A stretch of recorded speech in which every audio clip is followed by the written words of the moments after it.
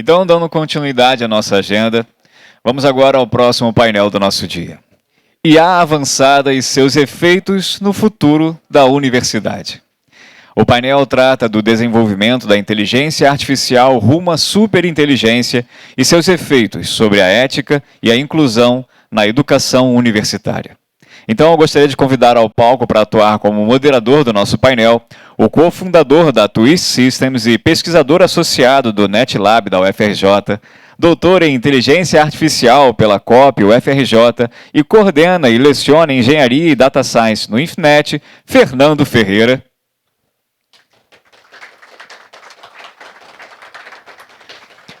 Convido também a professora titular do Instituto de Matemática da UFRJ, secretária municipal de Ciência, Tecnologia e Inovação do Rio de Janeiro e vencedora do Prêmio Jabuti, Tatiana Roque.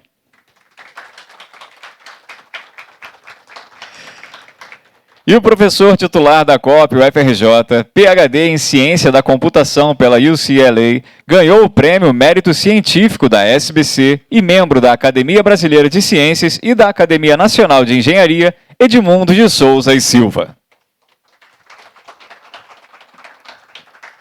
Fernando. Alô, alô. Bom dia para todos.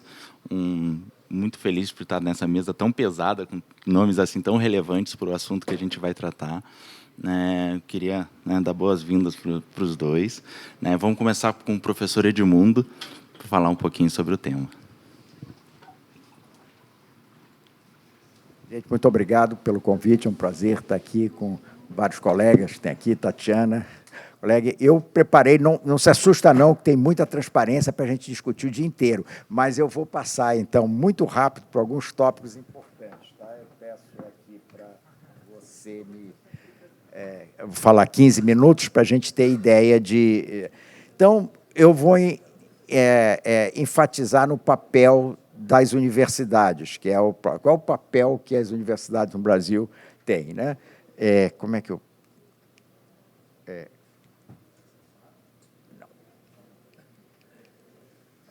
Foi? Vai. Eu sei que esse daqui não é apontar, mas ele foi? Ok.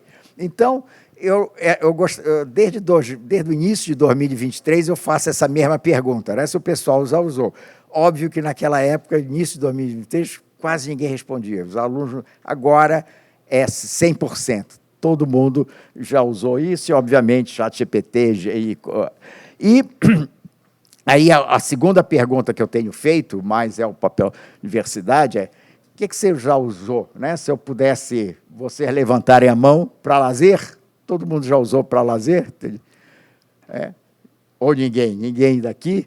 Ajudar nos estudos, no caso dos alunos, fazer trabalho de casa na universidade, tarefas de trabalho, etc., etc., pedir conselhos, né? A garotada está pedindo conselhos, acho que foi falar disso no painel, ou outras coisas. E aí é importante para a gente, para essa discussão, como é que você aprendeu a usar?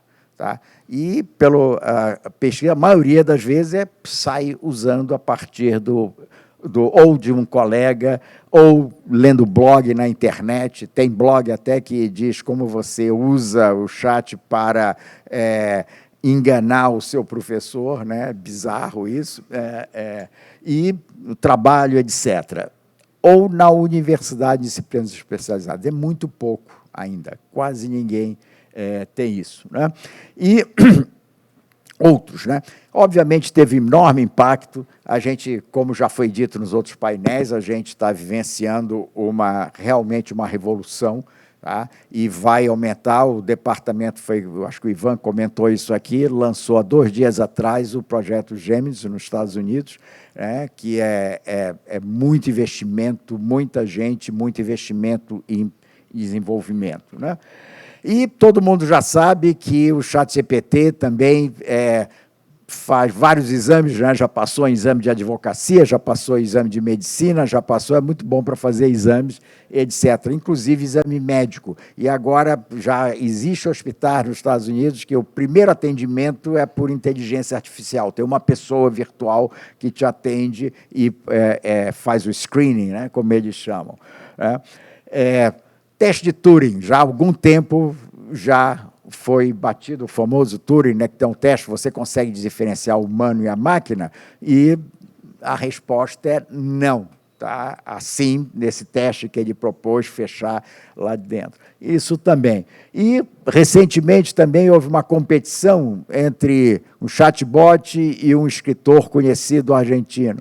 E, embora ele ainda tenha ganho isso para escrever livro, foi muito... A competição foi pau a pau. Tá?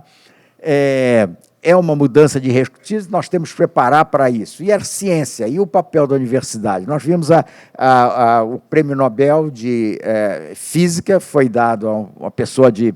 Aliás, é bem straight, né, de computação, que é o Geoffrey Hinton, e outro, eu brinco com meus amigos físicos, né, que o prêmio, eles tiveram que usar o pessoal da computação para ganhar o Prêmio Nobel, a Química também, tá? Ganharam o Prêmio Nobel, e, recentemente, o Turing Award, que é considerado o Prêmio Nobel da computação, foi 2 cientistas, inclusive com um livro muito conhecido, o Sutton e Bartle. O livro foi Computação por Desenvolver Algoritmos de IA. Está aqui os dois. Né?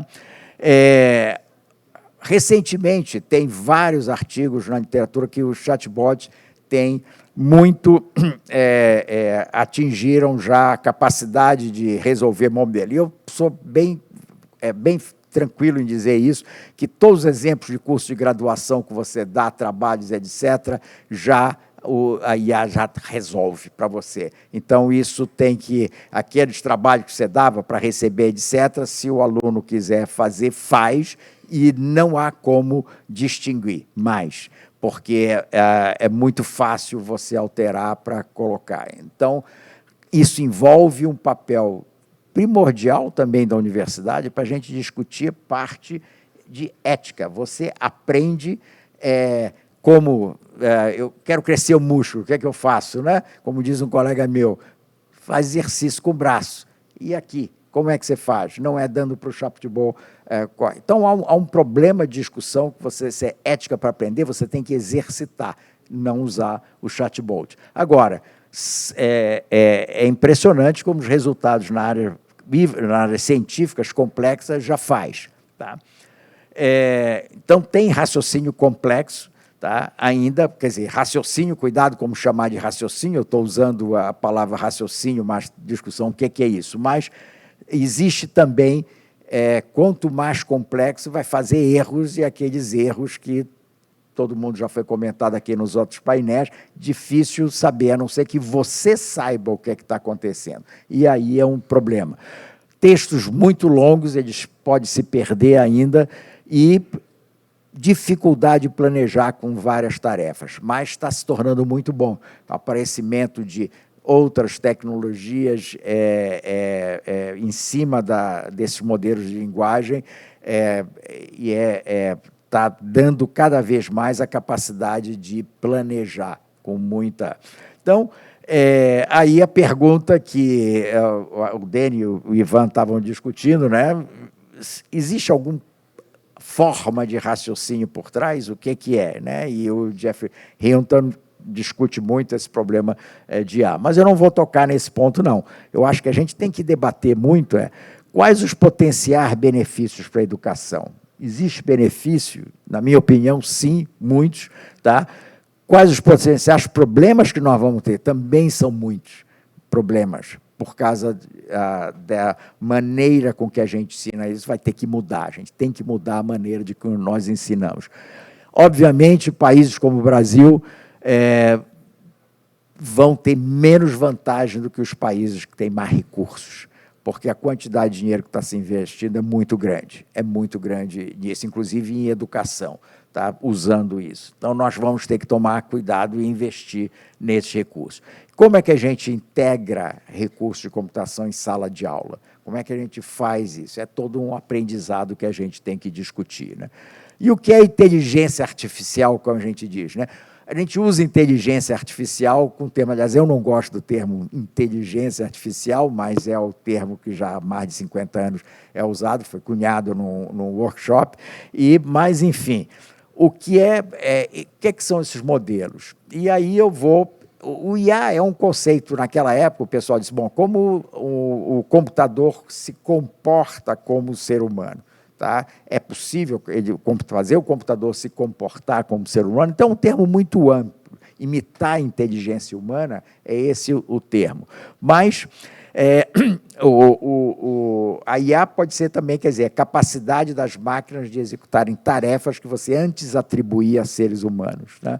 E, por trás disso, existe matemática, existe um formalismo que é aprendizado de máquina. É um formalismo que eu podia até definir aqui, mas é muito pouco tempo, eu vou passar, mas é nisso que a gente também tem que ensinar. Né? E aí, por quê? O que o software está fazendo, e aqui eu queria chamar a atenção também, e eu vou depois passar para os slides finais, isso não é novo. O desenvolvimento disso que a gente está vendo agora não é novo. O matemático Markov já disse que um tipo de modelo ia conseguir adivinhar a próxima letra das palavras, modelo probabilístico. O Shannon, em 48, já disse que a gente ia conseguir adivinhar as próximas palavras. Tá?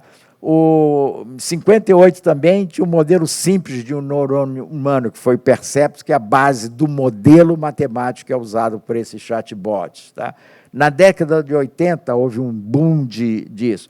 Então, eu vou passar para diante e dizer que o importante é a gente saber que esse desenvolvimento não veio isso. Isso é dito em tudo que é lugar, e inclusive pelo Geoffrey Hinton, só foi capaz de acontecer isso porque houve um investimento constante em pesquisa, em desenvolvimento e nas universidades, que aí é o foco do que a gente está fazendo. Não adianta a gente investir pouco, achar que isso é irrelevante. Nós temos que ter um planejamento e investir constante para a pesquisa, porque, inclusive, na década de 80, teve um problema de IA não serve para nada. Teve um primeiro boom, depois não vai servir para nada, etc. Então, foi esse que foi capaz de isso acontecesse. Tá? Preciso ter em mente disso. Outro alerta que a gente pode fazer para a discussão é aquilo que foi comentado também nos outros painéis, que é o perigo de você achar que está interagindo com o ser humano. Você está interagindo com o modelo, não é um ser humano. Na universidade, todos nós fomos alunos, né? E você sempre tem um modelo de ser humano que você se espelha, que isso vai colocar para a tua vida. Você tem aquele, né, o americano fala role model, né? E eu tive meus modelos, cada um de nós tem os modelos. Isso é importante para o crescimento do aluno, desde criança, etc. Então, isso é um alerta. Né?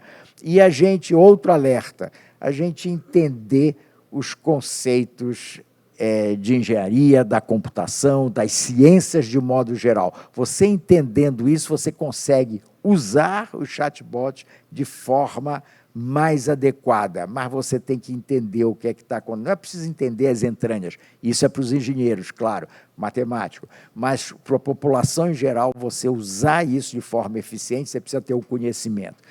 E aí eu vou passar, porque o tempo já tem nos 20 minutos, já está chegando, falta 3. Ok, eu vou passar para o final, então me desculpem que eu vou pôr lá um monte de coisa, aqui são exemplos de problemas que pode ter, tá? E aí auxílio na área médica, e aí uma brincadeirinha aqui, né? Se eu pego um jogo simples, né? Isso é uma questão de sala de aula, que se eu der aqui, muita gente vai errar, ou qualquer pessoa, mesmo, aliás, os especialistas às vezes erram nesse tipo de problema. Né? E aí o perigo, você faz uma pergunta, né? Qual é a probabilidade do jogador A, etc. Aí o aluno diz, eu sei, né? Mas não sabe, porque você precisa criar um modelo mais sofisticado. Mas aí ele descobre que não é tão fácil assim. Aí qual é o perigo? Eu acho que eu passei aqui direto. Aí descobre que não é tão fácil assim. Lá para frente, o que é que vai acontecer? Né? Tem outra figurinha para colocar aqui, os chatbots dos benefícios, né? Eu vou parar aqui na figurinha, né? Então, você tem essa possibilidade de entender as áreas, você tem plataformas, facilita a programação, vai ter um problema de emprego. É outra coisa que a gente discutir, porque até eu estou programando de novo, usando inteligência artificial. Os alunos e professores podem virtuar, interagir com o Brase próprio, isso a gente tem que conversar também. Tem várias oportunidades para o ensino, mas a gente precisa ter consciência e mudar a forma que a gente ensina, que a gente faz pesquisa, e nos nossos alunos. Nós temos que agir agora. E aí, para terminar, então tem essa possibilidade de acelerar a inovação, mas tem esse problema, que era a figurinha que eu estava procurando, né? Não fiz no meu exercício até agora, o que é que eu vou fazer? Estou desesperado.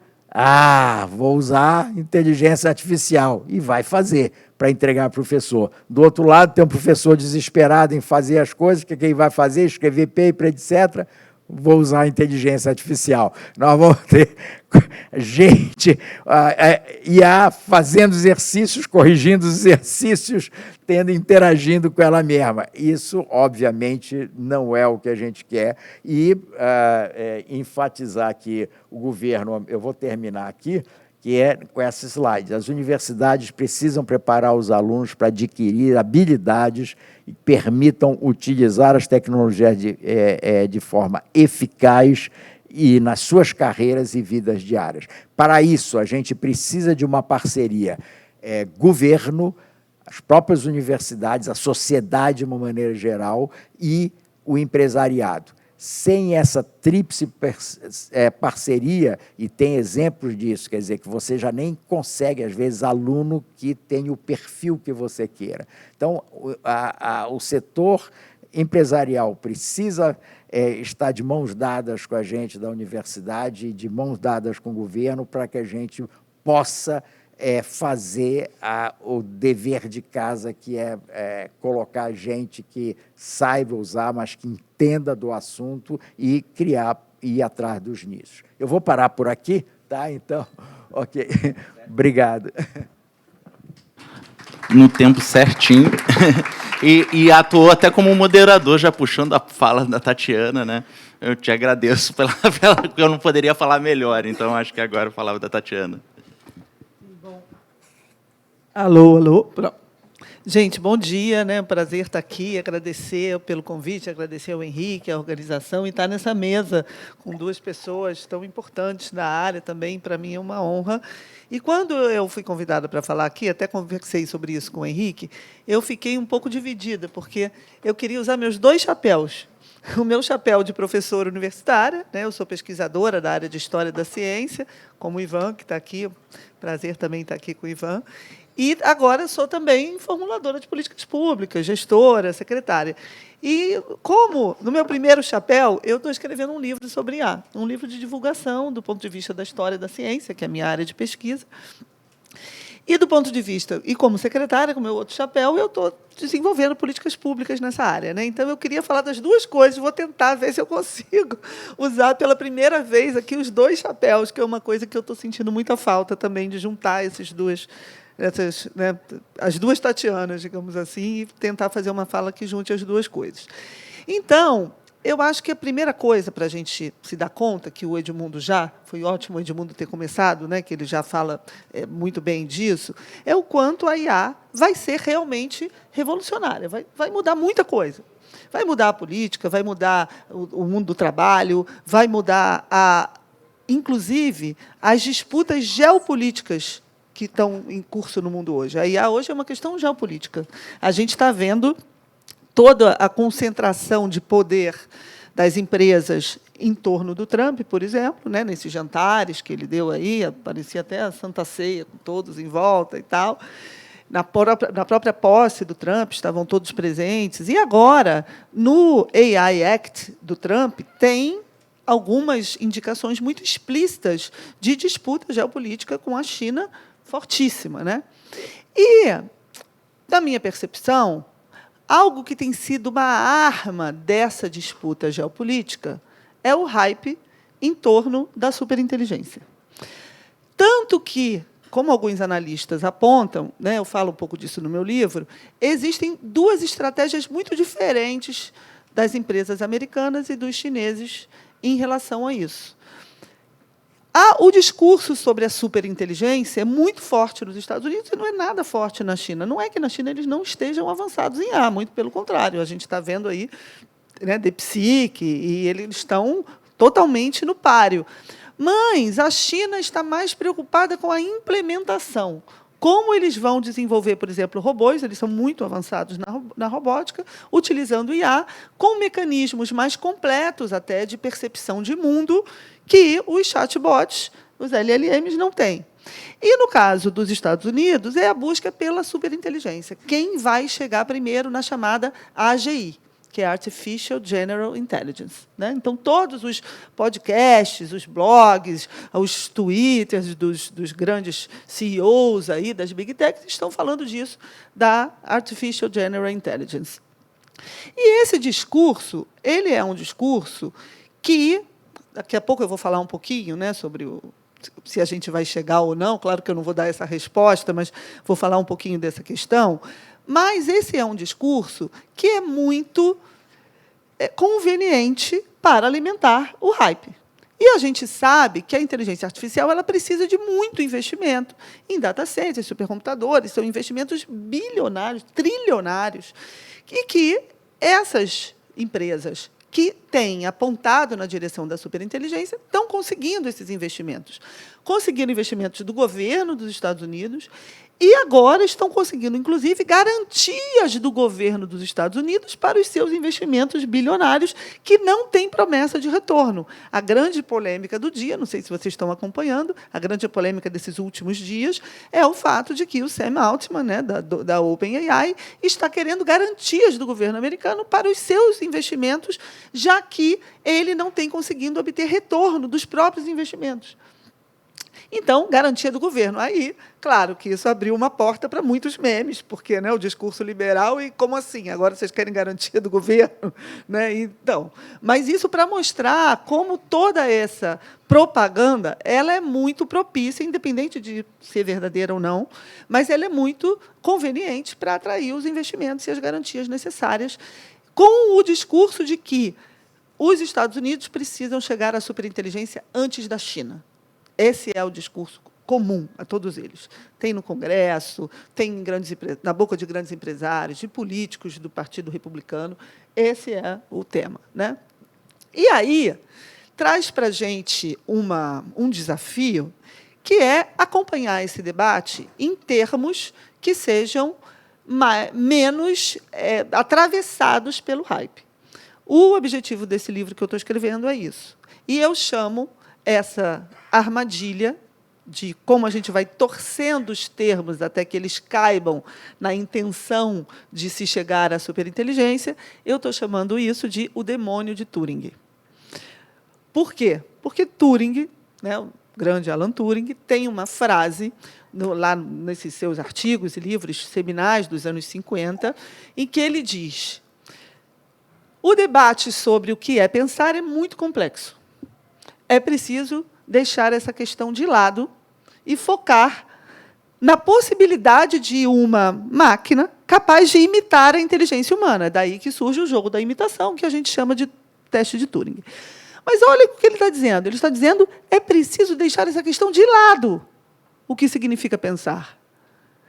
E ele diz, até a virada do século, os termos estarão a tal ponto contaminados pelos avanços da inteligência artificial, que essa pergunta não vai ser mais relevante.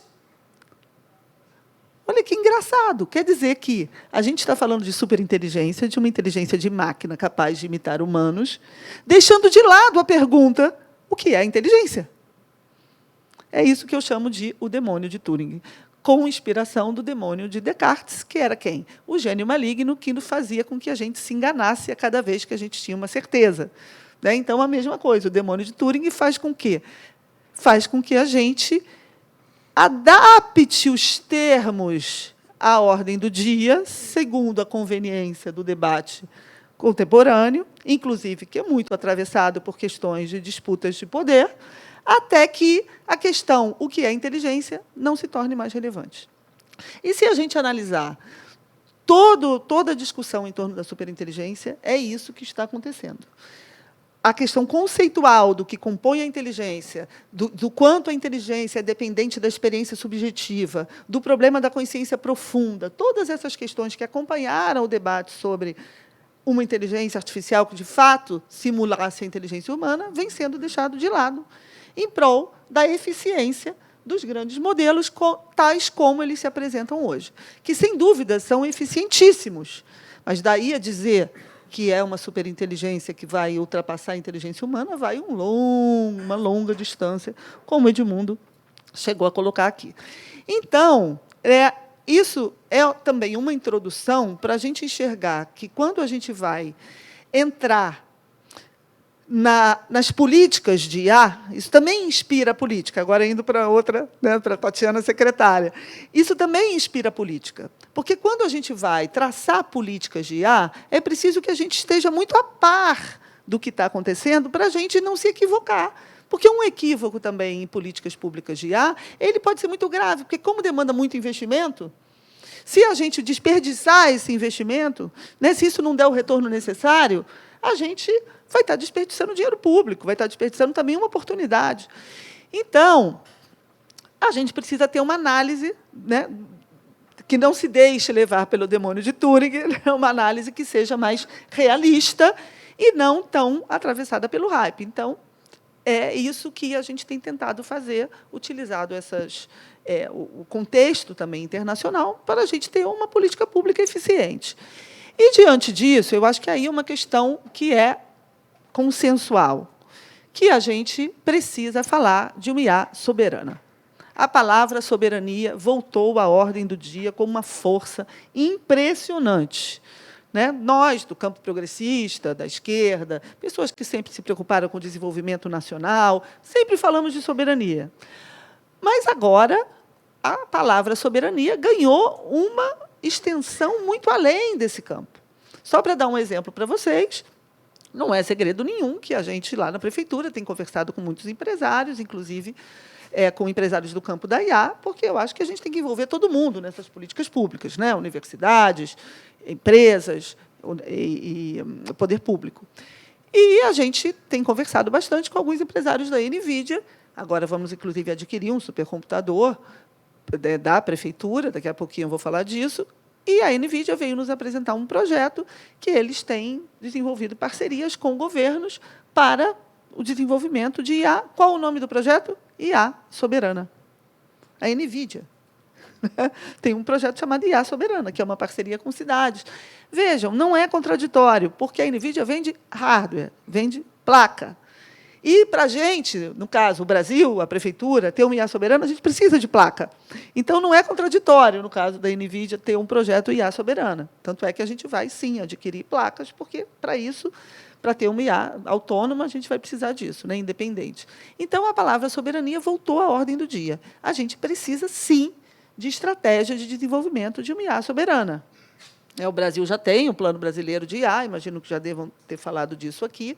E aí, na Prefeitura do Rio, a gente quer também dar uma prioridade a esse tema da IA soberana, e, para isso mesmo, nós temos também um projeto de infraestrutura, porque não existe IA soberana sem infraestrutura.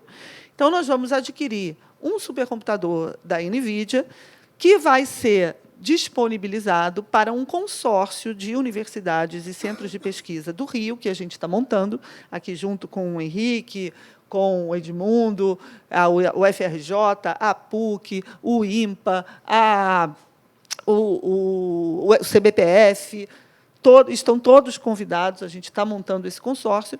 Para quê? Para a gente desenvolver, de modo soberano, as ferramentas de IA que a gente utiliza na cidade do Rio de Janeiro.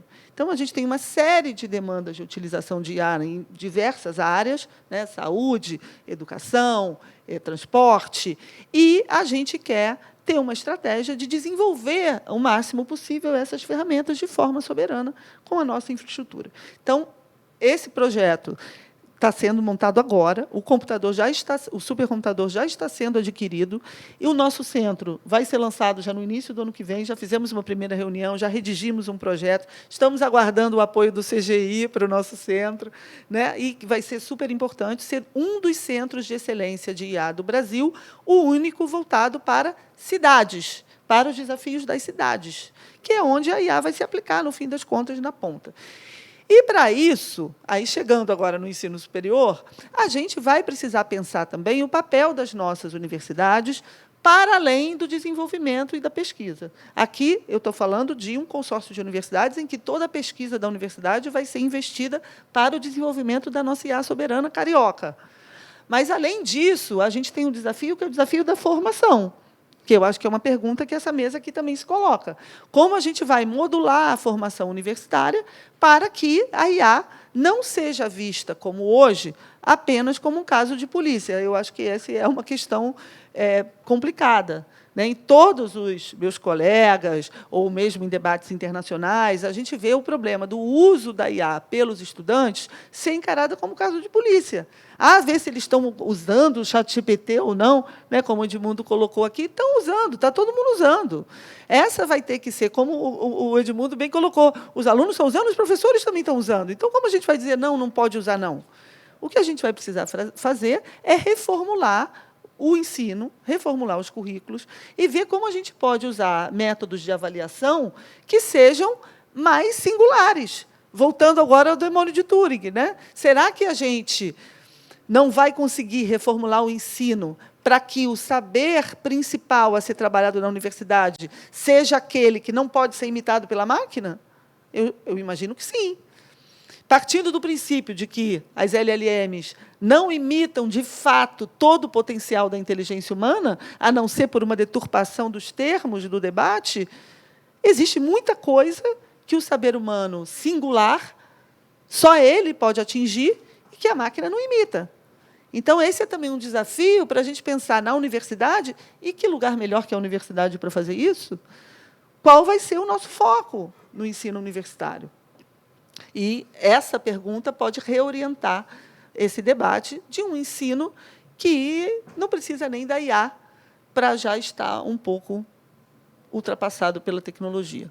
Se a gente continuar ensinando de formas maçantes, operacionais, repetitivas, de formas que é um pouco a mesma questão que apareceu com a calculadora.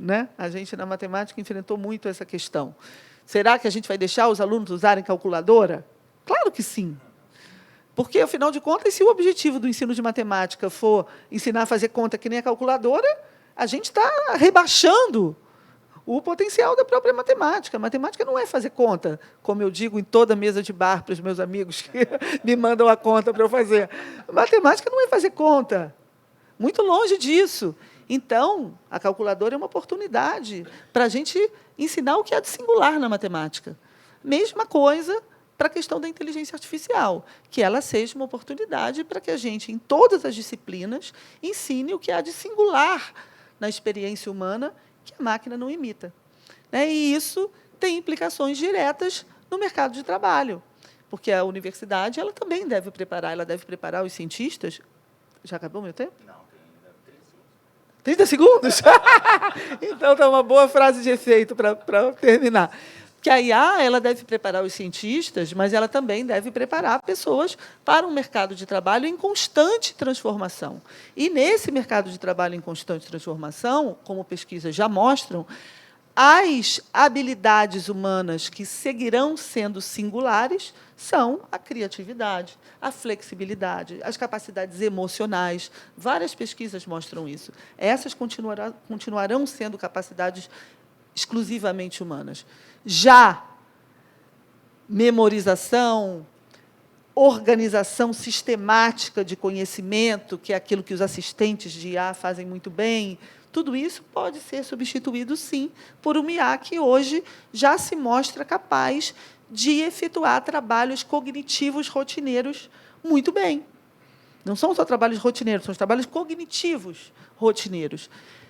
Que a universidade se coloque esse desafio e esteja à altura de mostrar, não seja enganada pelo demônio de Turing, e se mostre à altura de mostrar o que o humano continua tendo e continuará tendo de singular, porque só assim a gente vai conseguir traçar os caminhos necessários para uma IA responsável, ética, para o bem de todos. Obrigada. Muito bom, né? Acho que tivemos aqui duas falas que, né, complementares e, né, muito importantes. A gente vai abrir, né, para perguntas, mas antes eu queria, né, fazer uma pergunta até da minha experiência como coordenador lá no Infinet, né, de ver os alunos, né, de 3 anos para cá utilizando cada vez mais IA, e acho que esse é o ponto. A gente não pode dizer assim, não vão usar ou considerar plágio, como você falou, mas tem um ponto que eu tive uma apresentação de um aluno que a gente estava fazendo, né, lá são projetos, a gente estava fazendo a aquisição lá dos projetos, né, como o aluno defender, e o aluno me falou assim, professor, para ser sincero, a partir daqui eu não sei o que eu fiz. Então, assim, como que a gente, né, pensa nessas características que eles agora conseguem ir mais longe, porque a IA dá poderes, digamos, né, coisas menores, ela já te corrige, já te diz quais são, né, qual caminho que você deveria seguir, mas é, ao mesmo tempo, o critério crítico para a gente saber realmente eles estão, né, desenvolvendo as competências necessárias para serem aqueles profissionais que a gente está querendo formar. Acho que é um pouco essa pergunta, né, professor Edmundo, começar. É ótimo ter perguntado, porque a gente mudando, e aí é o que eu acho a parceria que a gente tem que ter, né? Vamos focar a educação com problemas. Tem um exemplo, o empresário tem problema até de contratar gente com a competência certa, tá? E porque, inclusive, as multinacionais aprenderam, durante a pandemia, a contratar à distância garotos da graduação para fazer trabalho para lá, pagando muito bem, é difícil competir. Então, com a parceria, disse, não, vamos trazer uns problemas interessantes para dentro da universidade, com sala de aula, o governo traz os problemas interessantes para a sociedade, porque a gente tem que pensar em IA para quem, né? Não é para ela mesmo desenvolver, mas é para o ser humano, para nós desenvolvemos isso. E como fazer o aluno se interessar? Se é que eu disse, nós temos até um exemplo interessante no próprio laboratório que eu coordeno com a empresa que saiu com os alunos, eles voltaram ao laboratório, dando parte do seu tempo lá e incentivando alunos com problemas reais. E aí a gente discute não só coisas para o futuro também, quer dizer, o aluno tem dupla motivação. E cooperação, quer dizer, dentro do ambiente universitário, nós podemos ter cooperação com pessoas de outros países, com colegas da sala ao lado, com o governo, quer dizer, você ter isso, problemas reais que sejam interessantes, né? Não sejam interessantes, que eu digo, sejam desafiadores na parte crítica, né? Tem problema que é apertar o parafuso de um lado, não é isso que eu estou... E tem muitos problemas que exigem criatividade, que é isso que a Tatiana falou também, e eu também enfatizo muito, esse é nosso diferencial, a gente trazendo esses problemas, colocando os alunos para juntos trabalhar, ele entender por que está aprendendo aquelas técnicas, exercitar o cérebro, e aí ele não vai ter aquele incentivo do plágio, porque ele está sentindo que está contribuindo para a sociedade, que precisa aprender aquilo para crescimento dele, crescimento da sociedade, resolver um problema importante em volta. E é isso que a gente precisa tratar. Tatiana. Tem um autor que eu estou estudando bastante para o livro, né, que tem uma parte toda sobre impactos da IA no mundo do trabalho, que é o David Autor. O David Autor, ele se baseia muito, ele é dessa turma do Daron Acemoglu, que ganhou o Nobel, desses economistas que têm falado muito de uma macroeconomia, de uma macropolítica da IA. E o Autor, ele tem uma posição muito interessante, que ele diz o seguinte, que a IA pode devolver trabalhos que a classe média perdeu com a automação. A gente sabe que a automação teve um efeito desastroso na classe média, porque a automação ela causou essa polarização do mundo do trabalho, com trabalhos muito bem qualificados e bem remunerados, trabalhos muito mal qualificados e mal remunerados mantidos e eliminando os trabalhos intermediários, o que tem efeitos políticos, inclusive. A gente sabe que o problema das classes médias, hoje, né, da desesperança da classe média, é até um dos fatores da ascensão da extrema-direita. E o autor ele diz que a IA pode devolver uma possibilidade, claro que se bem empregada, se bem desenvolvida, se as políticas de utilização da IA for bem feita, ela pode devolver um pouco esse poder econômico da classe média. Por quê? Porque ela possibilita uma expertise de fácil acesso. Então, você queima etapas no aprendizado, né? Então, você hoje, para ser, por exemplo, um assistente médico, né, um assistente, não o super médico, o médico top, mas para ser um médico assistente, a IA facilita realmente, ela abre caminhos e faz com que você consiga chegar mais rápido a um saber que antes você precisaria de muitos anos, né, de estar numa instituição, de passar no vestibular, de ter dinheiro para investir num curso de ponta. Então, ela, na verdade, democratiza, ela tem o potencial de democratizar os postos de trabalho intermediários que necessitam uma expertise que não é uma expertise de ponta, que é uma expertise mediana. E essa pode ser, inclusive, isso realmente é uma coisa nova da IA, é muito diferente da automação, né? Então, da mesma forma como a automação destituiu habilidades humanas que tinham a ver com o exercício de tarefas rotineiras, trazendo levando essas pessoas que foram destituídas desses postos para tarefas de serviços, que são tarefas cognitivas, que necessitam essa expertise intermediária, agora a IA vai substituir essa expertise intermediária. Então, vai causar um problema, mas esse problema também é uma oportunidade, porque você pode fazer com que mais pessoas acessem esses trabalhos que necessitam expertise que antes só as classes altas, as pessoas com mais condições, tinham acesso. Mas ele faz um alerta. Isso só vai acontecer, só vai abrir possibilidades, postos de trabalho, se as políticas públicas forem implementadas nessa direção. Se deixar tudo ao seu, né, no automático, não, vai causar mais problema ainda. Então, eu acho que isso é interessante para a gente pensar essa situação também da universidade, porque o que a gente está falando é que, foi exatamente o exemplo que você deu, que é a possibilidade da IA reproduzir, sim, essa expertise mediana, que a gente vai ter que saber como implementar, mas sempre vai ser um auxiliar. A expertise mais de ponta continua sendo atribuição humana. Então, como a gente vai reorganizar o conhecimento para fazer com que essas duas coisas convivam e que seja proveitoso, né, para causar mais oportunidade e não para roubar os empregos?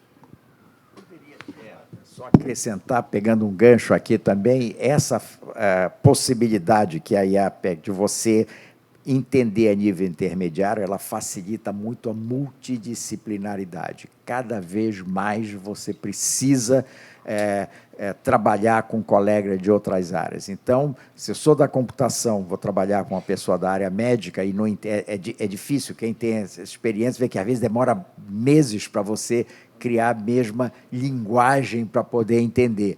A IA facilita esse processo, que é o que a Tatiana está dizendo. Eu não preciso ser um especialista de médico, mas eu preciso ter o conhecimento para conseguir falar com ele. E a IA facilita isso. Medicina é um caso, mas tem em todas as áreas isso acontece. Cada vez mais, voltando para as universidades e aí para o pessoal de negócio, a gente precisa desse ambiente multidisciplinar e não compartimentalizado ainda como nós temos hoje. Nós precisamos quebrar esse paradigma e conseguir falar com pessoas disso. A gente precisa trabalhar isso dentro da universidade. Tá? Então, aqui, só isso já dá muita coisa para a gente discutir. Muito bom. Só um comentário. O professor Seixas, lá da COP, disse que levou 15 anos para conseguir conversar com médicos em projetos. Nós temos perguntas? Por favor. Isso, eu sou Luiz Carlos Sá Carvalho, trabalho com sistema, chamar assim. Outro dia, meu neto, 7 anos, virou-se para a IA do Google e perguntou qual é o maior jogador do mundo. Aí eu comecei a questionar, mas espera aí, o que é o maior? Não, aí eu questionei, fiz 2, 3 perguntas. Aí ele virou para mim, você está me estressando. O esforço. Não existe educação, não existe mudança sem esforço. E eu sinto que por trás disso aí existe sempre uma lógica, que é uma lógica, no fundo econômica, minimizar o esforço. Portanto, minimizando o esforço, você também tira a gente do caminho porque você faz a mesma coisa com menos esforço. E me parece que essa discussão é muito importante para quem está ligado na educação. Que tipo de esforço é esse? Você não vai crescer internamente, não importa qual é a ferramenta, se você não fizer esforço interno. E me parece que paira no ar que o ideal seria que não houvesse esforço, que as coisas fossem, sabe, eu falo com o chat não sei o quê, e ele já me poupa. O aluno vai fazer o exercício que ele não fez, ele vai lá em meia hora, ele consegue, e assim por diante. Existe uma lógica econômica por trás disso, mas também existe uma lógica, um princípio de que o esforço é ruim, que o trabalho é ruim, que a gente, quanto menor, e a gente gasta esforço no metrô, lá vendo o celular, todo mundo vendo o celular. Então, eu acho interessante, a respeito dessa discussão da educação na universidade, eu fui professor por 40 e tantos anos, sempre eles tinham que trabalhar muito mais do que eu, muito mais. Eu adorava quando eles ficavam perplexos, quando eles ficavam angustiados, eu dizia isso, porque é isso que vai fazer a transformação da mente, que é, no fundo, uma questão de educação. Eu queria saber se vocês têm algum tipo de comentário enfim, sobre isso. Acho que pode começar agora com a Tatiana. Vamos fazer uma rodada no geral? Quer pegar mais perguntas? Então, aqui. Mais pessoas podendo falar. Microfone aqui.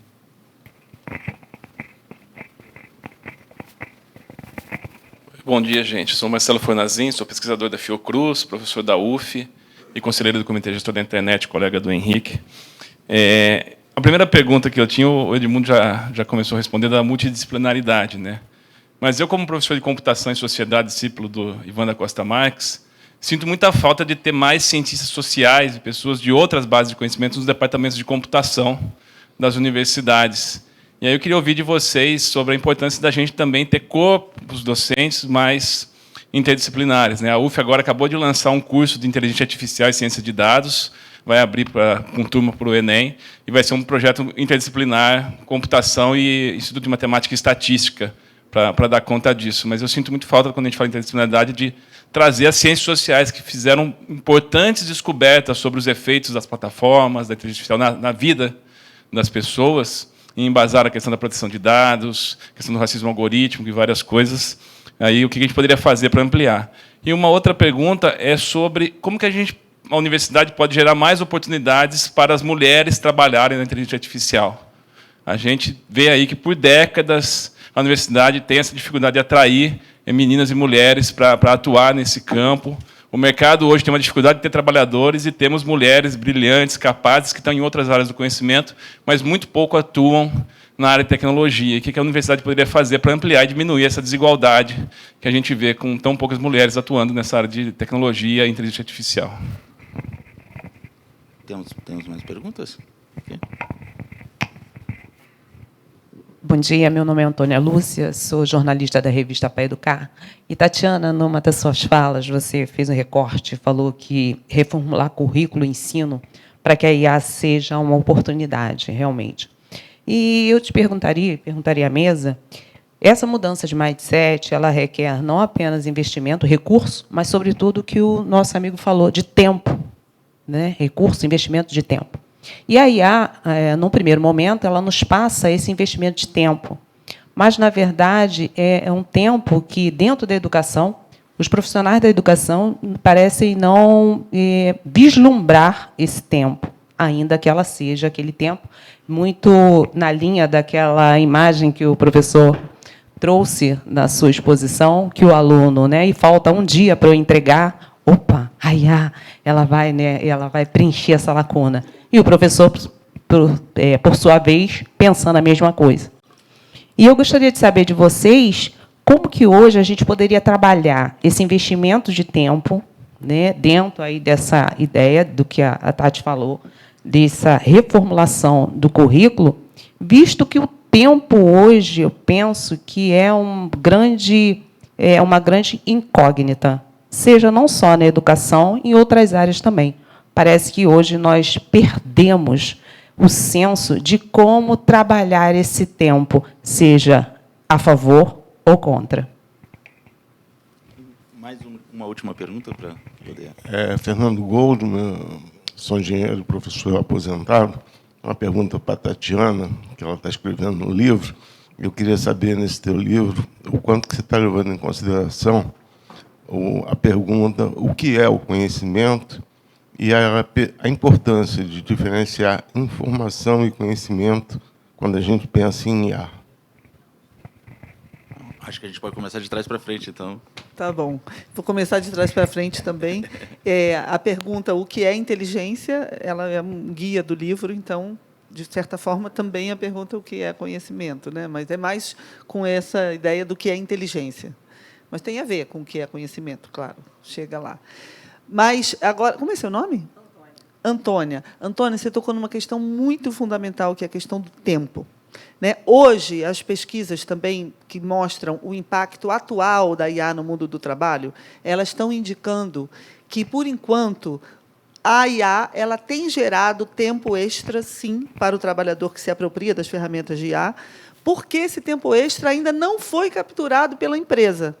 A introdução da IA no trabalho ela está sendo feita de forma autônoma pelo próprio trabalhador, o que é positivo para o trabalhador, porque gera tempo livre para ele, contanto que o trabalho não seja reorganizado de forma que a IA de forma que a empresa vá se apropriar do tempo livre gerado pela IA. Esse é um alerta. É o fenômeno dos chamados ciborgues secretos. São as pessoas que estão usando o IA por conta própria, mas não contam para ninguém, porque o tempo liberado por isso fica para ele. Então, essa é uma coisa positiva, você liberar tempo. Mas, como você falou, contanto que esse tempo não sirva para fazer com que as pessoas trabalhem mais, que é o que acontece também com outras tecnologias. Hoje, por exemplo, a gente está no WhatsApp o tempo todo, fazendo o quê? Trabalhando. Né? Então, é uma forma de você fazer com que, no tempo livre, você esteja também trabalhando em um trabalho não remunerado. Mas, se a gente souber, por isso que a sua pergunta é tão essencial, se a gente souber utilizar bem esse tempo que a IA poupa, a gente consegue reformular os currículos. Não é para a gente dizer, não, a gente vai ter que aplicar todo aquele currículo e ainda, por cima, ensinar a IA. Não. Se a IA está poupando tempo, esse tempo ele pode ser utilizado para que a gente, coletivamente, consiga construir novos currículos, ouvindo os professores, trazendo os estudantes, fazendo atividades mais prazerosas. E aí, fazendo uma ponte com a sua pergunta, eu não diria que é o esforço. Eu, como professora de matemática, né, eu sou muito professora de matemática, dou aula de cálculo, dou aula de formação de professores, trabalho no mestrado de ensino de matemática, que a vida toda a gente deu aula para professores de matemática, e nosso lema, ao ensinar professores de matemática, sempre foi como fazer para que os alunos gostem de matemática. Então, não é o esforço, é o prazer. A gente que ama matemática sabe que é possível, sim, gostar de matemática, mas o modo como o ensino de matemática acontece hoje é uma máquina de formar pessoas que odeiam matemática. O meu filho, até a 5ª série, como se dizia antigamente, 5º ano, né, amava matemática. Aos poucos, o ensino foi fazendo com que ele passasse a odiar a matemática. Odiar, falar essa palavra, eu odeio matemática, é uma palavra... Por quê? Porque é só associada ao esforço, não pode. Tem que ser associada ao prazer, que é algo que o ensino das séries iniciais conseguiu. E o ensino mais avançado de matemática não conseguiu. Então, eu acho que a saída aí é a gente focar, mesmo em carreiras mais difíceis, e aí, chegando na sua pergunta, mais difíceis para mulheres, que precisam muito de interdisciplinaridade, que são as carreiras de STEM, né? É chave hoje a gente conseguir fazer com que mais mulheres, com que mais pessoas se formem bem nas carreiras de STEM, que são chave para a tecnologia, para a inteligência artificial. Mas eu acho que a gente vai conseguir isso através de novos métodos de ensino que sejam interdisciplinares e que façam com que as pessoas gostem dessas disciplinas. Se a gente usar esse raciocínio do tipo Kumon, que o que vai fazer com que as pessoas aprendam matemática é repetição, repetição, repetição, repetição, adestramento, a gente vai continuar criando pessoas que odeiam matemática, que odeiam STEM, porque o problema das exatas é parecido com esse. Então, eu acho que a solução está no tempo, a gente pegar esse tempo livre para reformular o ensino e conseguir fazer com que esse ensino seja mais interdisciplinar, mais prazeroso, mais diverso, traga mais mulheres, e aí sim a gente vai estar preparado para entrar no mundo da IA. Juntei todas as respostas. Excelente, Edmundo.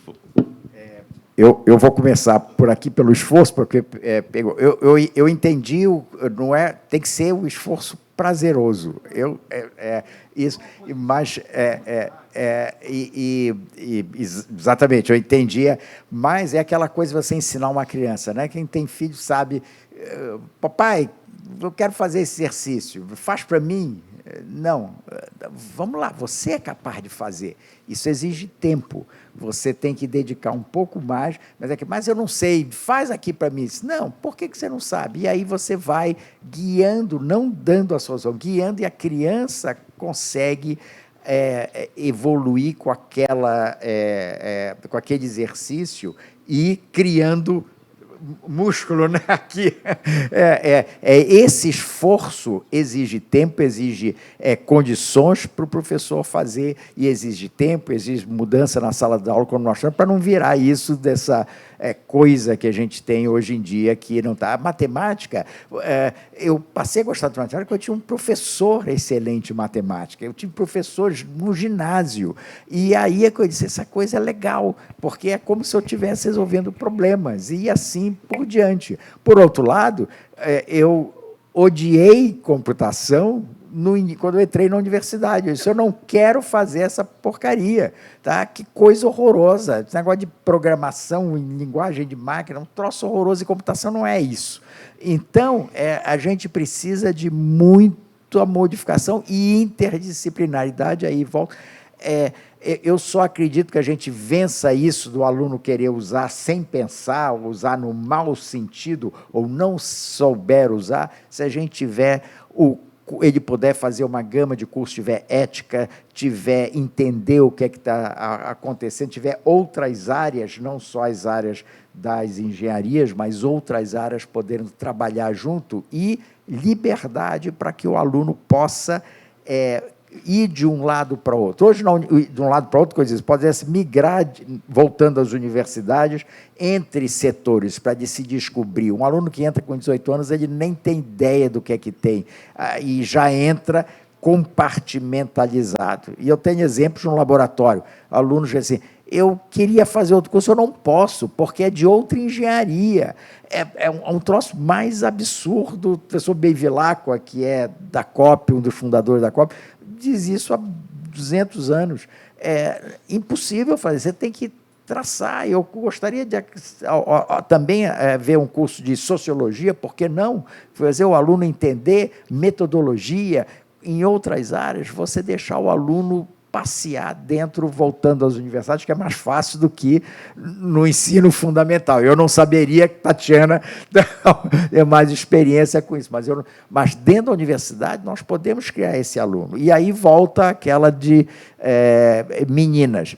Tem que começar a tirar o estigma de menina através da educação. Por que menina não gosta mais de engenharia? Porque ela foi treinada a cuidar de boneca e não mexer com isso, desde ensino. Isso você só muda isso mudando a sociedade com educação. Mas em 30 anos, 40 anos, você consegue mudar. Em uma geração, leva uma geração. Mas temos que começar.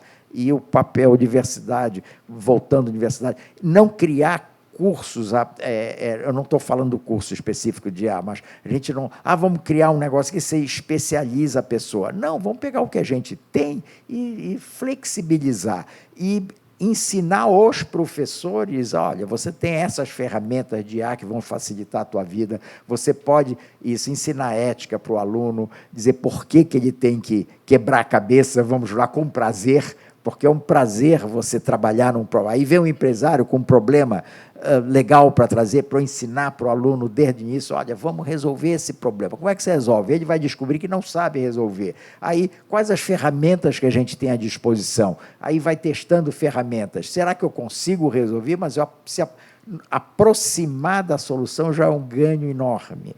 Então, é muita coisa que a gente tem que começar a discutir, e agora, nós temos pouco tempo, senão nós vamos gerar uma sociedade de apertar botão que depois vai ser jogada para o lado, porque eu substituo, com o avanço da tecnologia, cada vez mais eu substituo aquele que sabe menos, então vai ter muito pouca gente que, aliás, os empresários lá de cima sabem disso.